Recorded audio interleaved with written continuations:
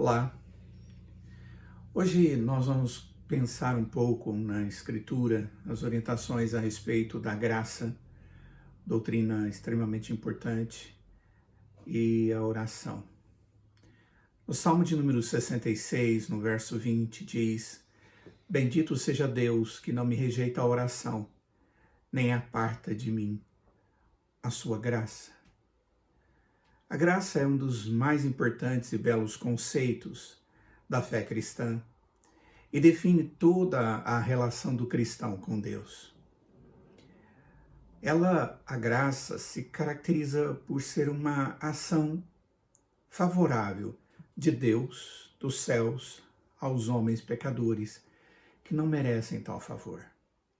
Quando Paulo está em Romanos capítulo 3 falando a respeito da realidade do homem, ele diz no verso de número 23 e 24: Pois todos pecaram e carecem da glória de Deus, sendo justificados gratuitamente por sua graça, mediante a redenção que há em Cristo Jesus. Há uma natural distinção entre os conceitos de graça e mérito. E precisamos compreender isso. Vários têm tido dificuldade de compreender, mas a Escritura é muito clara. Enquanto a graça aponta para a bondade, sendo expressa segundo a intenção daquele que a manifesta, o próprio Deus, sem que haja motivação externa, o mérito é a consequência de atos de alguém que se torna merecedor de certos benefícios. A graça, ela não é conquistada, mas simplesmente desfrutada e aponta para a ausência de qualidades daquele que a recebe. O mérito, em contrapartida, é conquistado e aponta para qualidades existentes daquele que o adquire. Paulo afirma que a salvação ocorre pela graça. Pela graça sois salvos mediante a fé, e isso não vem de vós, mas é dom de Deus, diz Paulo em Efésios capítulo 2, verso 8. Como também, pela graça, os homens recebem a vitória da carreira cristã. Paulo afirma isso em 1 Coríntios capítulo 15.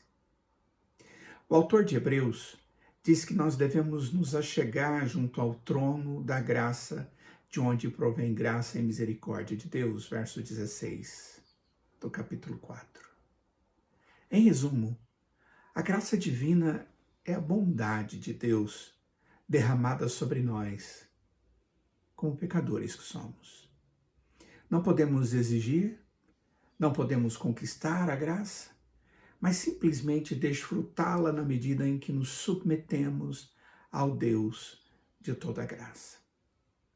O apóstolo Pedro, no capítulo 5 da sua primeira carta, ele diz: Ora, o Deus de toda graça, que em Cristo vos chamou à sua eterna glória, depois de ter sofrido por um pouco, Ele mesmo vos há de aperfeiçoar, firmar, fortificar e fundamentar.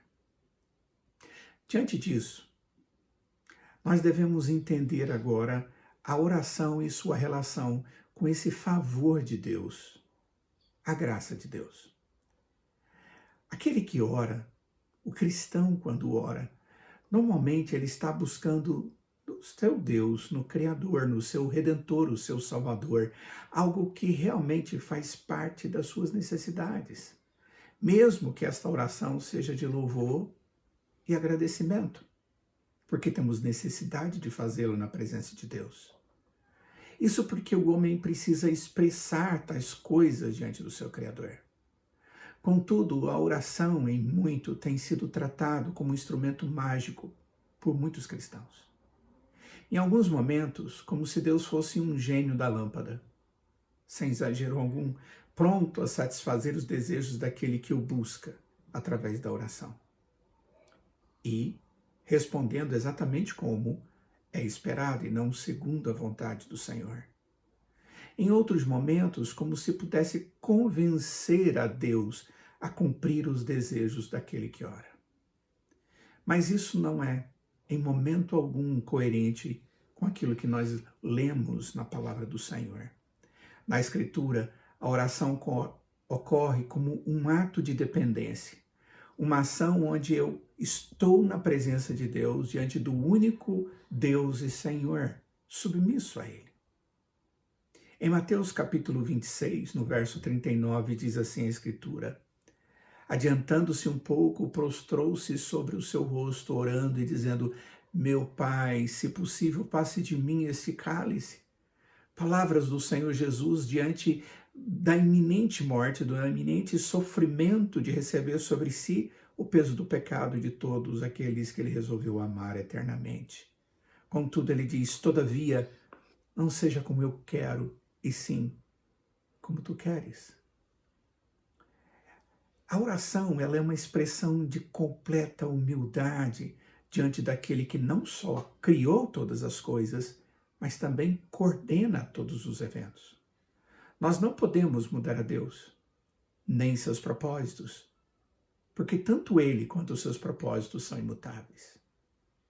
Em Tiago, capítulo 1, verso 17, diz: toda boa dádiva e todo dom perfeito são lá do alto, descendo do Pai das luzes, em quem não pode existir variação ou sombra de mudança. E é justamente por isso que sempre nos voltamos para Deus. Ele não muda e ele é plenamente fiel. Paulo afirma que até mesmo quando somos infiéis, ele permanece fiel, pois de maneira nenhuma pode negar-se a si mesmo. Ele traz essas palavras em 2 Timóteo capítulo 2, verso 13. Amados, nós podemos e devemos confiar que a manifestação da graça de Deus será sempre suficiente e correta no cumprimento de todos os propósitos de Deus que são bons para nossas vidas. Pois a sua vontade, segundo a Bíblia, ela é boa, perfeita e agradável.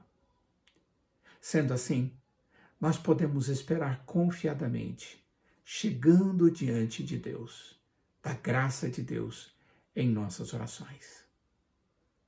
O apóstolo Pedro diz na sua primeira carta, no capítulo 1, verso 13, por isso, cingindo o vosso entendimento, sede sóbrios e esperai inteiramente na graça que vos está sendo trazida na revelação de Jesus Cristo. E o autor de Tiago, o próprio Tiago diz: toda boa dádiva e todo dom perfeito vem do Pai das luzes, em quem não pode existir variação ou sombra de mudança. Quando oramos, nós estamos diante de um Deus, o Deus da graça. E nós podemos e devemos nos aproximar diante dele com esperança e confiança. Oremos. Ó Deus, te agradecemos pelo privilégio de vivermos na tua presença por causa da tua graça. Porque o Senhor resolveu derramar sobre a nossa vida da sua bondade.